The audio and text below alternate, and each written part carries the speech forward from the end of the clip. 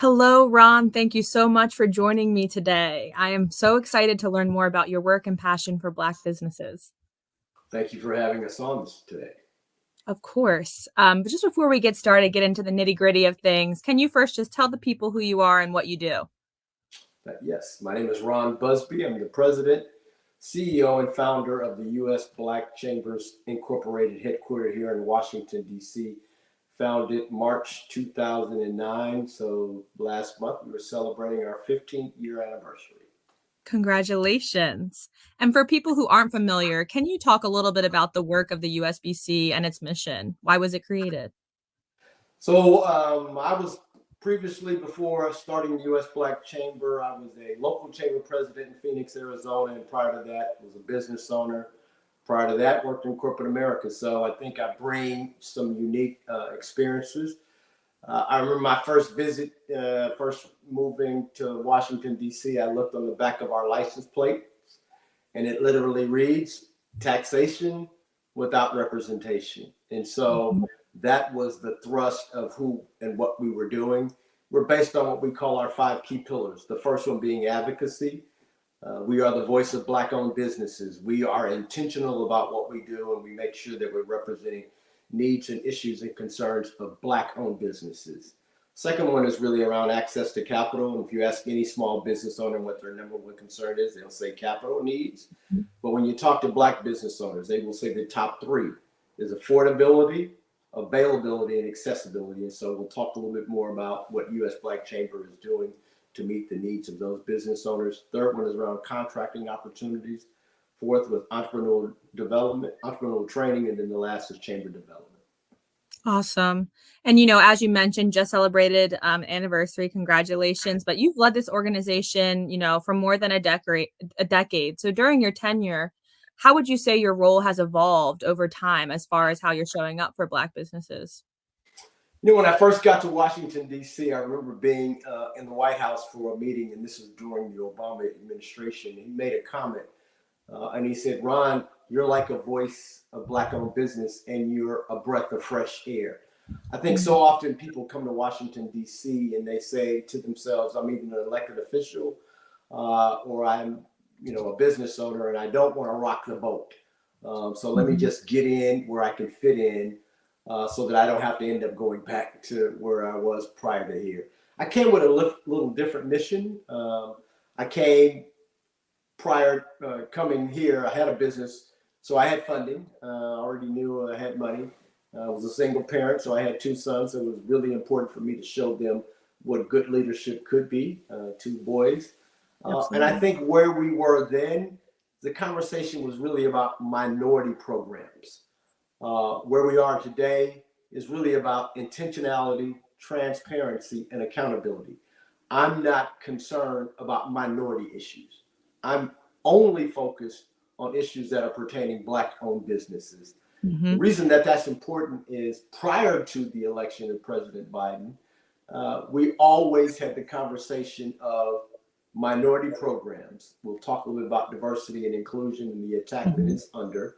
But most of the programs that were created for Black-owned firms were painted under the brush of minority. And I say I'm not a minority, nor is your audience. I'm a Black-owned business. I'm a Black man today, was a Black man yesterday, and hopefully I'll be a Black man tomorrow. Yeah. But when the programs are being created, they're created for minorities. The reason that has not worked for us historically is that when we had our conversations with then Vice President Biden, we said, look, we want 3 things: intentionality, transparency, and accountability. We want to know what the spend is with Black firms. During the Obama administration, his first term, the goal was 5% spend with minority firms. He surpassed that and reached somewhere around 7%. Great.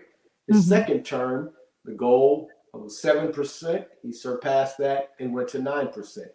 And when I talk to business owners across the country, Black business owners, Black community leaders, Black chambers, I was saying, hey, are you feeling this surge of new opportunity? And everybody was saying the same thing. No, it's not hitting my community. No, it's not hitting my business. No, it's not hitting my chamber or community. And so when we talked to then President-elect Biden, we said, look, we want to know what's being spent with Black firms. And for Mm-hmm. the first time in this country's history, he disaggregated the numbers. We had him go to what is called our Black Wall Street in Tulsa, Oklahoma.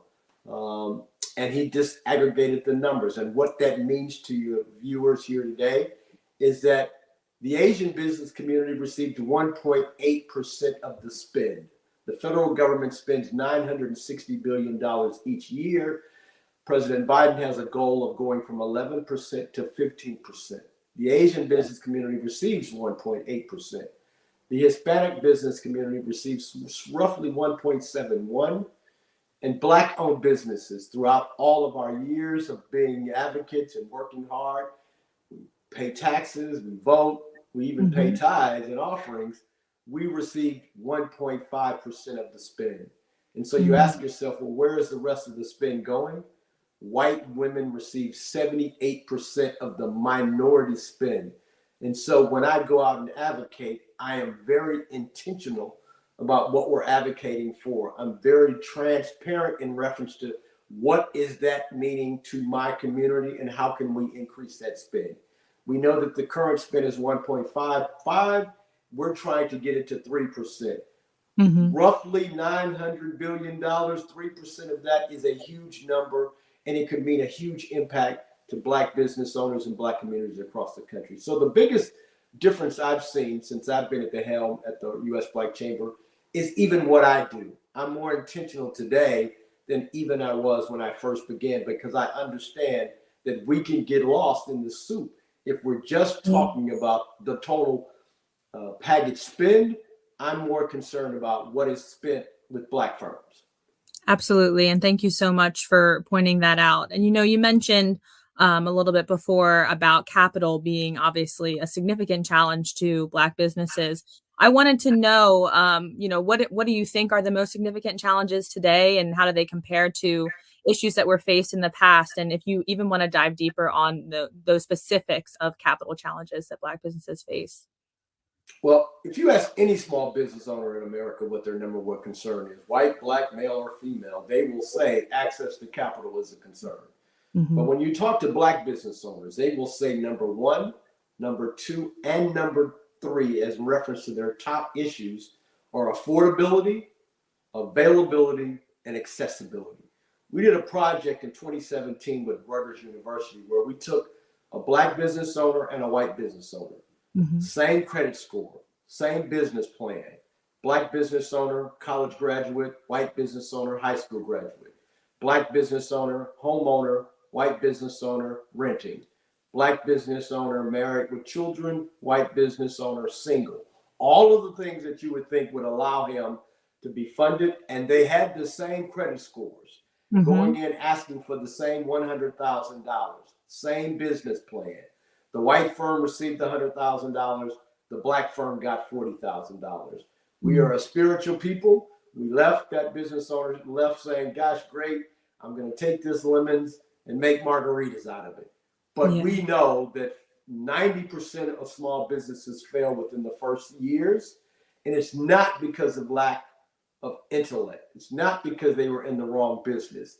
They did not have the funding that they needed to be able to get them through difficult times, and more importantly, through growth opportunities. And so access to capital is extremely important in our community. We get half of what we need, and we pay twice the interest rates for the funding that we do get.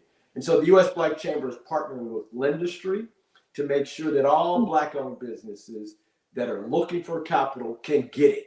You can go to our website to make sure that you fill out your credit application. We're not as concerned about your profitability. We're not as concerned about did you make money last year. We're concerned about what does this opportunity present to you, your community, and the businesses that you're partnering with. We're going to make sure that you get the capital that you need. Absolutely. And that's awesome that you're working with Lendistry. I've worked with them before, but could you tell people a little bit more about Lendistry if they're not familiar with it? Lendistry is a Black-owned CDFI. They're the largest Black CDFI in the country.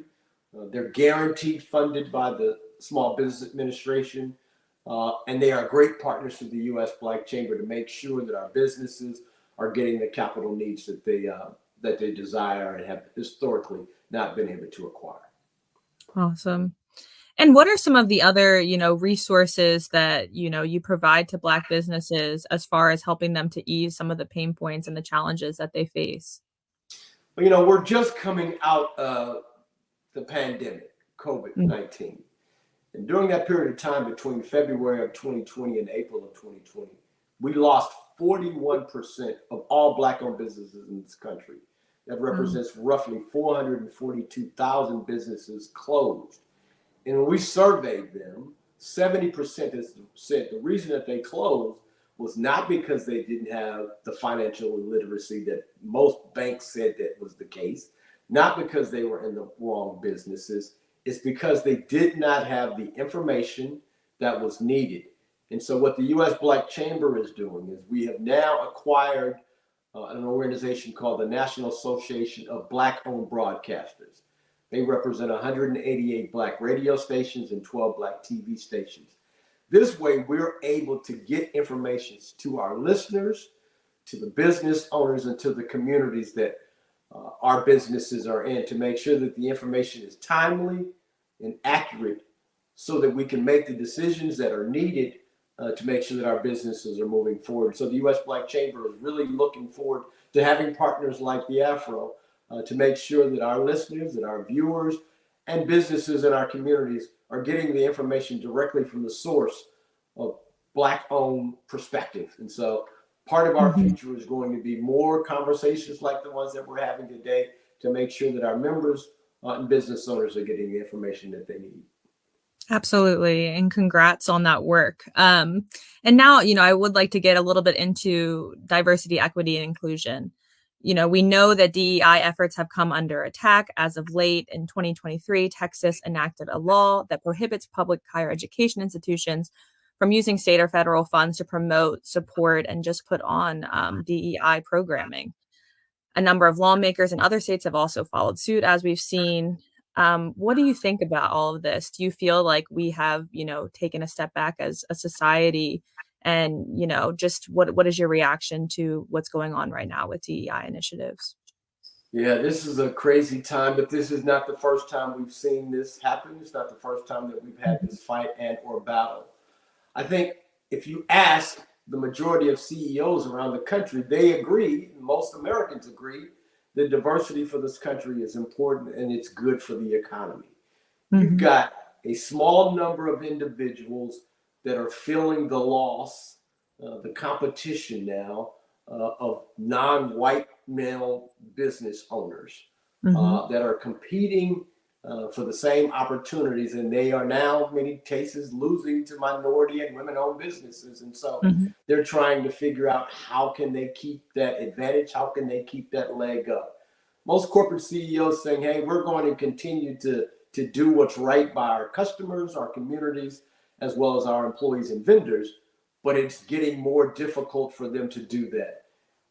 And where we're looking for help is we're looking for good organizations that understand that it's a good decision. We say, and I know that this is the campaign season and we're hearing a lot about making America great again. Mm. And I say, Black people want America to be great too. But in order Mhm. for there to be a great America, there must be a great Black America. And in Yes. order to have a great Black America, you must have great Black businesses. And in Mhm. order to have great Black businesses, you need great Black chambers and you need great partners, partners that understand the challenges as well as the benefits of having great Black businesses and great Black organizations. So the U.S. Black Chamber is continuing the fight, continuing the Mhm. advocacy, and where it needs to be changed, we will do that. Let me say this. I don't think that many of the programs that were created are now doing the job that they were created for. When I Mhm. tell you that white women receive 78% of the spend, that was never the intentions of DE&I programs. Mhm. Historically, Black people have always led the fight for diversity and inclusion, but now most of the benefactors are white people. White Mhm. people are receiving 98% of every dollar spent in this country from both Black, white, male, female, and all ethnic groups. we've got to be more intentional about the fight going forward. And so I'm saying, yes, DE&I needs to be amended Yes. and not done away with. So I'm going to continue to fight. The U.S. Black Chamber is fighting across the country. Literally each and every day, we're having conversations with corporate America, with the federal governments, from both our presidential candidates, to let them know that we're not going anywhere, that this country is only going to be great when all of its citizens, both black, white, male, and female, have the opportunities to be great as well. Absolutely. And so my last question for you, obviously leveraging all of your years of experience, what would be one piece of advice that you would offer to Black business owners right now? I think what Black business owners can make sure that they do is get certified as Black-owned business. Mm. The reason I say that, right now today, or let's say 2 years ago, you could be certified as a woman-owned business. You could be certified as a disabled business. You could be certified as an Asian-owned business. But if you were Hispanic business or a Black business, you were certified as a minority-owned business. And so corporations are saying, hey, we want to go support Black-owned businesses. Consumers are saying, hey, we want to support Black-owned businesses. And when we have those conversations with corporate America, federal, state, and local governments, the conversations is the same. Ron, we do more with Black firms, but we either can't find them and or they don't have the size and scale. And so for those listeners, the viewers, and as well as your attendees, 2 things I need you to do. Write this down, BYBLACK.US, buyblack.us, not BUY, but BYBLACK.US, to onboard your Black-owned firm. What we found during COVID, firms that were certified as Black-owned put up against a non-Black firm, same product, consumers, both white and Black, said they would support the Black product. But we've got to make sure that we're being intentional about making sure that people know, both consumers as well as corporate America, that we are who we say we are. The reason that's important, a few years ago, after the murder of George Floyd, there were several corporations coming out with great programs for Black-owned businesses. Particularly, there was one that was created for Black restaurants. It was when restaurants were closing because of the challenges faced by COVID. And so there was a program called the Restaurant Revitalization Program that was providing funding to minority as well as all restaurants. We had a partner that said, hey, if you're a Black-owned restaurant, we'll waive the delivery fees for those firms that were involved. It was one of the mega tech firms that was out providing free delivery services. I won't call them out. And they were providing free services, and it was, great. After 3 months, they came back and said, Ron, Black restaurants have grown by 300%. And we were like, whoa, wait a minute. I'm talking to Black restaurants every day, and they're still facing many of the challenges that were faced prior. And when we looked at the list of businesses that were participating, they weren't Black at all. They were Asian-owned restaurants, Hispanic restaurants, pizza parlors. Everybody was self-identifying as Black-owned, as well as gay and lesbian, female. They just checked every box. And when the program was created, the Black restaurants and the funding that was available for them was now being alluded to the businesses that needed the most. Secondly, there are programs that are out here that are creating algorithms for minority firms where you can self-identify. Well, we know where there's self-identification many times is not as accurate as can be. So the U.S. Black Chamber, for your listeners, has created our own Black business certification, free of charge, nationally recognized. So if you're certified in Maryland, you're certified in California, Texas, New York, you don't have to go state by state. I'm going to ask some difficult questions that only Black people can appreciate. And it is automatic and it is virtual. I'm going to ask you things like, when did you see Roots? What was your perspective on Roots? And if you're not a Black-owned business, there's going to be some different answers in that. I'm not concerned about did you make a profit last year or did you lose money? I'm concerned about, are you truly 51% owned by a Black person or not? I'm not going to say, hey, on your birth certificate, it needs to say your mother was Negro or colored. I just want to make sure that you are who you say you are. And if so, we can make sure that we support your business and or your products going forward. And you can be found in our directory. Absolutely. And can you just shout out that link one more time? BYBLACK.US,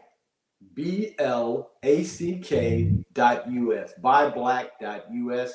And if you're looking for information on access to capital, contracting opportunities, training, you can go to the US Black Chambers, CHAMBERS.org. Each month we provide 18 free webinars on everything from how to build a business plan to how to get access to capital, how to get 8A certified, as well as other state, local, as well as private sector contract opportunities. Awesome. Well, thank you so much again, Ron, for joining me today. And thank you so much for all the work you do for Black businesses. It was a pleasure speaking with you. Thank you for having us, and we look forward to doing it again soon, as well as participating with many of your business owners that are watching today.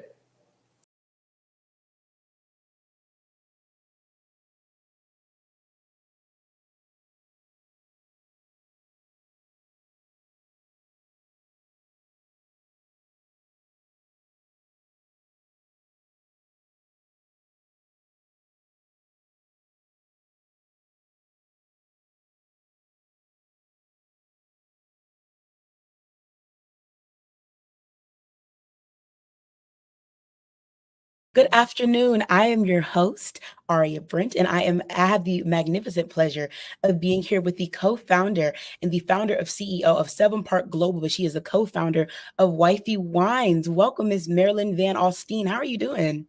I am doing good today. Thank you. Thank you for asking. How are you? I am doing great. Thank you so much for joining us and taking some time out today to tell us about your super cool business and some of the things that you guys are working on. To get started, can you please tell us, what is Wifey Wines? When did it get started? All that good stuff. Yeah. So I had a client that I was doing marketing activities for. And one day we got into a deep conversation about, what do we want to do after this evolution of this chapter. And I said, I always wanted to open a wine company. I've actually started to research wineries, different vineyards in Italy, to find a producer. And he was like, oh, I always wanted to do that too. And I was like, well, maybe we should do it together. And this was like January 2019. Literally, it took us all that year to get finalize our juice, the packaging and everything, and get the product into the US. We got the product into the US a little bit before Christmas of the same year. So we had a quick production. And then we decided that we would launch Wifey around March, and I'll get into a little bit of that later on. But we decided that we wanted to open this wine company because a lot of times, just even as Black women or women in general, we go into restaurants and sometimes we look at the wine list and it's all these complicated words and you're like scared to order something or try something new because it doesn't give you that much information. So our goal was to educate people on wine the easiest way in layman's terms. So we decided that Wifey would be that brand, that product that educated people on the different grapes and the different varietals and, easy to pronounce. It's not no hard, complicated French or Italian label name. And we felt like Wifey was just really rolls off the tongue. Most people understand what Wifey is. It's cultural reference.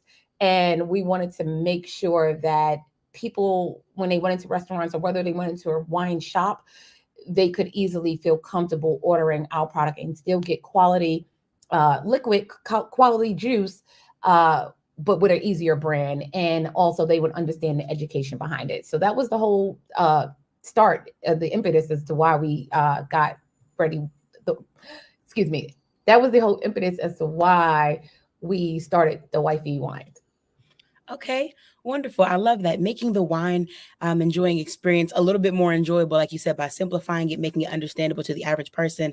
Because I'm not going to lie, Sauvignon is not easily pronounced. And it does not sound like, good. what's the difference between Sauvignon Blanc and the label names itself? And they're like, this is the and I'll be like, oh, I don't know. Wine can be a very complicated experience, but you had given us your timeline, noting that you guys came up with this idea at the top of 2019. It took you the entire year to kind of get it established, brought in, and then you mentioned March of that next year, which of course we all know was COVID-19. Can you talk to me about what hurdles that you encountered with Wifey Wines, particularly during the pandemic, and how did you overcome those to achieve your success? Yeah. So that pandemic was something else. I tell you, it was a time you just had to be there. Everybody was there. But I feel like this is a story we're going to be telling 40, 50 years from now about, all the challenges people, and especially entrepreneurs, went through during the pandemic. So we were scheduled to go to market at retail in March of 2020. And we had a whole go-to-market strategy. We had samplings, we had commitments from retailers, we had a distributor. And literally 2 weeks into March, the world shut down, right? And I'm just sitting in my house. I'm like, wait, what just happened? Our distributor was in Florida, and all of our commitments, retail commitments, were in Florida.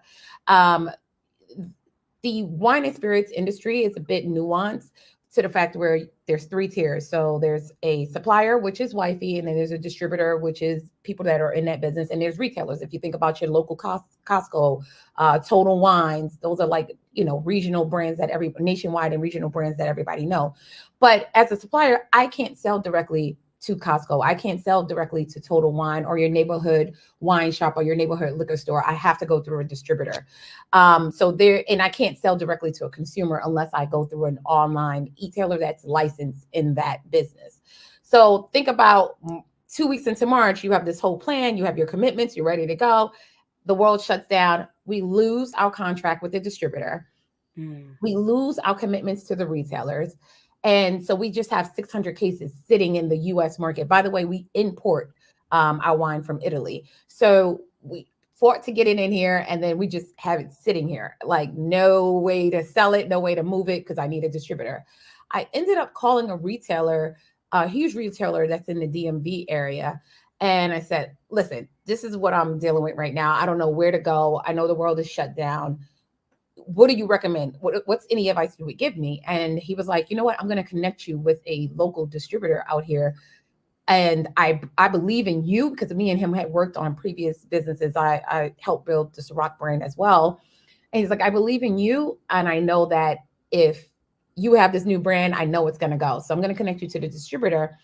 And I had to go pitch the distributor that following week on what Wifey was, what our marketing plan was, what our goal was.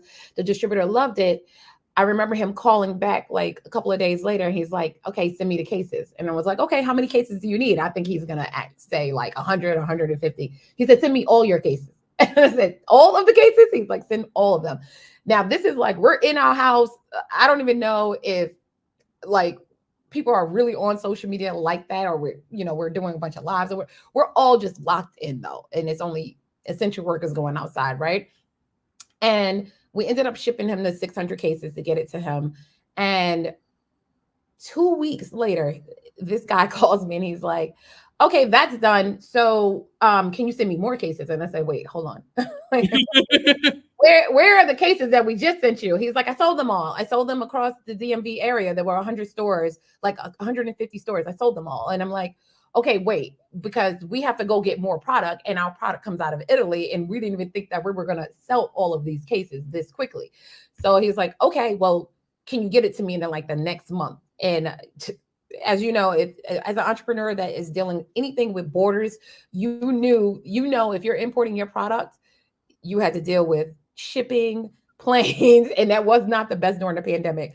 So we got a reorder in for him and got our product here, I think by the top of the summer, and gave him more product. But we are a brand that sells 12 bottles in one case. So that's 7,000 bottles that we unloaded in the DMV area. And stores were calling to reorder because we literally, which I'll get into later, pivoted our marketing plan from having this in-person strategy and all of these samplings and different things that we wanted to do, events and programming, to now everything is focused on social media. How do we get the brand out there? How do we make people aware that this brand exists? How do we get them interested in wanting to try the brand?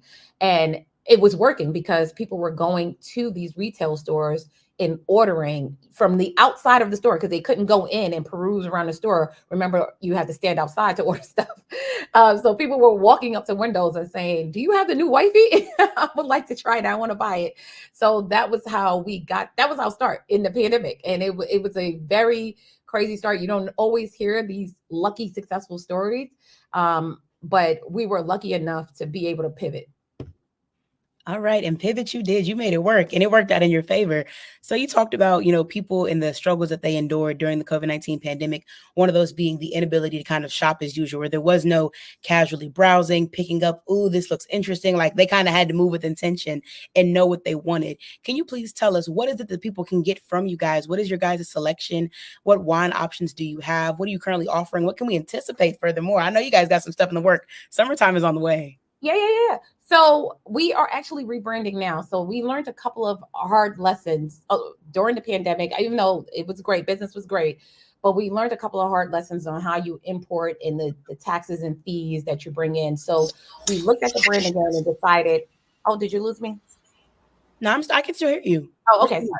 Sorry. We looked at the brand, we looked at our financials, and we decided that we need to pivot a bit again. So prior to our rebranding, we had a rosé that was a dry rosé that a sparkling rosé that people could get, and then we had a sweet white wine that was also sparkling. Now we're going into, based on where the market is going, where our consumer and what they want to drink, we're going into more ready to drink. So now we have a ready to drink mimosa coming out with a softer bubble, a mojito, and a margarita, and they're all wine based. And we're so excited to get back on the market midsummer. So right now, that's what we're focused on. Okay. Super exciting. Ooh, we love a wine that tastes like a cocktail. I'm looking forward to that. Please. I was about to say, at the end of this, I will definitely get my information on where I can get my wifey wine. Yes. Of course, being a minority-owned business, that being a woman-owned business, that being a Black-owned business, there are issues that you're going to endure, many of which you've already kind of talked about in some small detail. But furthermore, sometimes it's your competition underestimating you. Can you tell me, as a woman in business, what strategies have you employed to overcome those challenges? So like we said, whether that be underestimation or intimidation, even from competitors, those being male competitors, or your white counterparts. And what advice do you have for any other women who are looking to get into entrepreneurship? Yeah, sure. So in the wine and spirits industry, it's a male-dominated industry. So I'm often the minority in a room. I have two strikes against me. I'm Black and I'm a woman. And those groups are often overlooked in no matter what industry you're in, right? So when I walk in a room, I already know I'm being underestimated, and sometimes they may even try to intimidate me. I don't let that bother me. I'll tell you a quick story. One time I went to go meet with a retailer who had a couple of restaurants, and I was trying to sell in the wifey rosé into his restaurants. And he looked at the packaging and literally looked at me and was like, "What do you know about wine?" And I was like, there are so many people in the wine business. I'm not a grower. I've never said I'm a sommelier. I don't go around acting like I know what temperature of the soil it needs to be, how much it needs to rain to grow the grape. I'm not one of those people. I am a marketer though, and I am a businesswoman, right? And I do believe in a good concept with a good story, good packaging, good juice will result in success. So I told him that, and then he looks at the packaging and he's like, "I don't really like this. You need to change." Mind you, we're like in our second order of cases that we've ordered from Italy. And he's like, "You need to change the packaging. You need to change the name." And I was like, "What?" I said, "What kind of conversation are we having right now? Like, we're like already 8 months into the business. Like, the name is not changing. The package is not changing. It's one thing if you're not interested, but for you to just try to tell me how to run my business when I know that you would not tell a male counterpart that, sometimes it can be a little defeating. So what I try to do, I always remind myself of, there's two ways you can proceed in life, right? Sometimes it calls for you to be fair and right, and you get one outcome. And then sometimes it's what is your goal and what are you trying to get to? What do you want? And you get another outcome. Those two things don't coexist together. So it's either, do I want to give him a lesson in how to deal with Black women and women in general and how you should not be talking about people's business?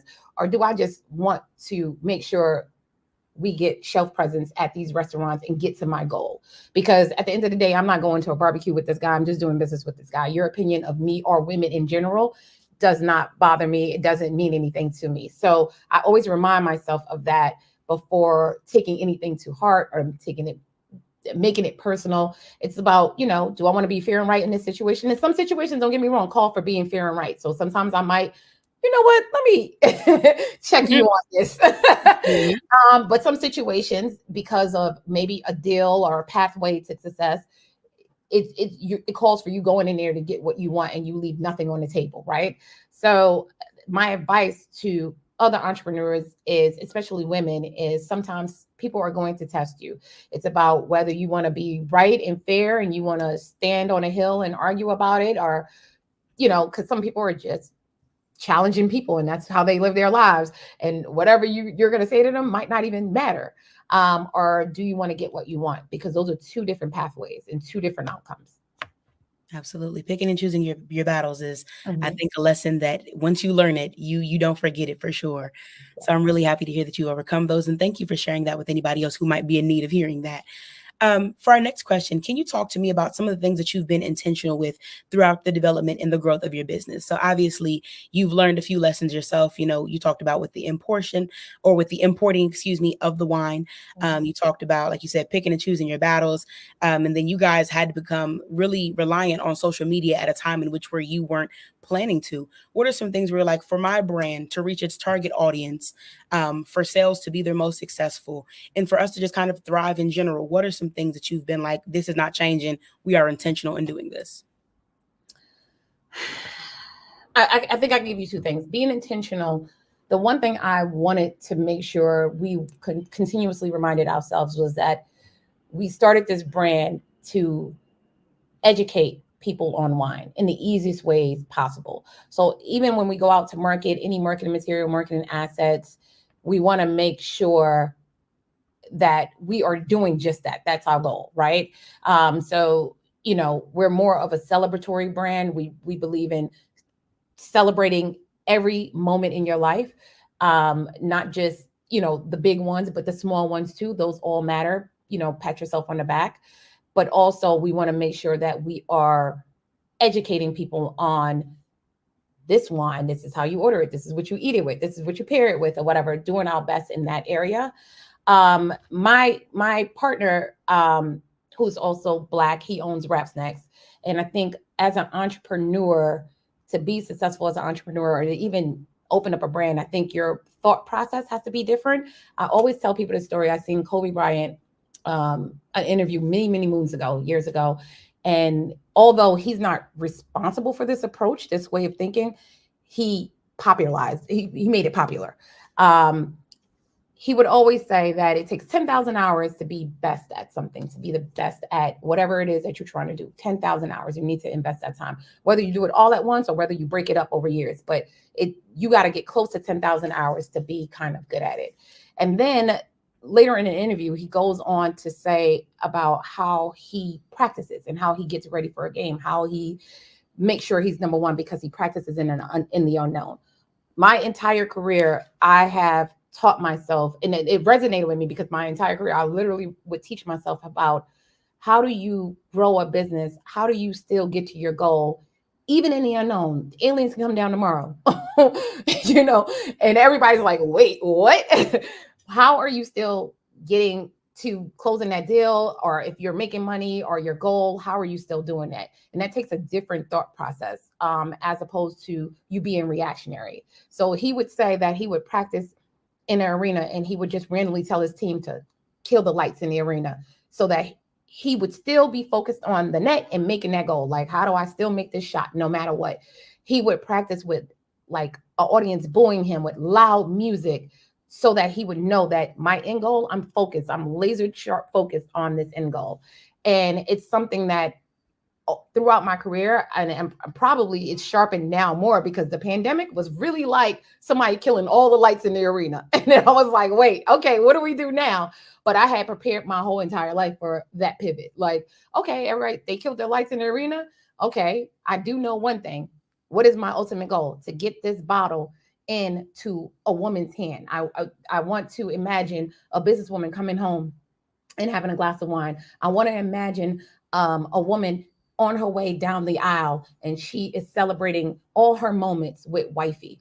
And how do I become part of their stories? So that was my goal, right? And then I just backed up from it. Okay, that's my goal, but how do I reach those women? How do I get to the bride, the new bride and soon to be bride in Memphis? How do I get to the businesswoman in Chicago? It was only through the phone, right? So what content, what type of assets, what type of creative, what's my marketing strategy, what type of program can I create to amplify our messaging so that these women see it and then they go to their stores and, you know, pick up wifey or go purchase wifey or whatever. And that was something that I was super intentional about when the world closed down. I was like, okay, everything is going to go through that phone. I need to figure out how to speak directly to those women in those different markets. What live interviews can I do? Because I think we were one of the brands that pivoted quickly before the larger brands, because, you know, they're like huge cruise ships. So it's hard for them to turn around. We like a yacht. So we're like, oh, okay, the world is closed. All right. We go, let's get these celebrities and do live one-on-one interviews with them. Let's run these type of sweepstakes or whatever. And we were so ready. And we didn't like budge. We didn't get scared. It was like, oh my God, what are we going to do? It was just so easy for us because we're entrepreneurs and we've been put into multiple positions where we had to work in the unknown. And once you work like that, and once you have that thought process and that approach to work, you can accomplish anything. Thank you so much for sharing that with me. For our last question, before we close out, I know a lot of times, especially we as women, we as minority women especially, we might get the idea of, well, there's somebody already in that field, so I don't know if I'll pursue this. You know, the idea of there's only so much space in spite of there being plenty of it. If I were somebody who was looking to get into the wine and spirits field, but I saw Wifey Wines, or I saw a competitor of yours, Black Girl Magic or Uncle Nearest, all of which are owned and operated by Black women, what would you say to me to encourage me to still pursue this in spite of somebody already being there, to let me know that there is in fact space for me in my business as well? Yeah. You know what's so funny? I mentor so many women, and I'm constantly, if I'm out at panels or doing interviews, that is the number one question I get. I will give you two examples. Y'all know QVC, the shopping network. QVC has been around for centuries. Since your grandmother was young, it's around during our age group, just generations. It's been a generational brand, right? Tech has changed. The way we shop has changed. The way we consume products has changed. But QVC still is here, and they still make revenue, right? They're not going out of business. They're not bankrupt or anything. If you go look in your local network, you can find the QVC channel still, right? So I say that as, you know, that's a business plan that they stayed intentional about what they wanted to do and who their consumer base was. And then I always use the eyelash industry. There's in hair industry, so many young ladies and men that start hairlines, extension supply brands or whatever. There's so many. The only difference between your brand and someone else's brand is your story, your consistency, your need to win. That's the only thing. That's the only difference. If it could be 80 million brands in your space and in your lane, the thing that's going to make you different is your story and how you tell it, and your consistent application to wanting to be successful. And that's it. So if you want to go into an industry that you feel like it's overly packed, there's so many industries that there's more than 5,000 brands, but people are competing with each other. There's a customer out there. There's a consumer group out there for you. Someone that resonates with you, someone that just likes your product. They might like how it feels on their body. They just might like the way, the pricing, they might like your story and it resonates. But the difference the thing that differentiates you from anyone else is your story in your effort that you're going to put into your brand. So don't ever get like saddened and be like, oh, well, you know, there are already 52 brands doing this. There's more than enough room for everybody. There's enough room. So start that business. Don't sit there and be hesitant and constantly thinking about, should you start today? Should you start tomorrow? Should you even do it? Start the business and just be consistent and be intentional and develop your story. Tell your story everywhere. People resonate. That's how a lot of the big brands out here have the consumer base that they have, because they have a story that people love, that they want to support, or they resonate with it. All right. And before closing out, we've got the @ name right there. Y'all can follow them on Instagram at DrinkWifey. But if we want to stay up to date on all things wifey wine, where can we check you guys out at? Wifeybrands.com, or you can check me out on Instagram at Maddie Me. It's MADDIEMEY. That's me on across all socials, Instagram, Twitter, and Facebook. All right. Thank you so much.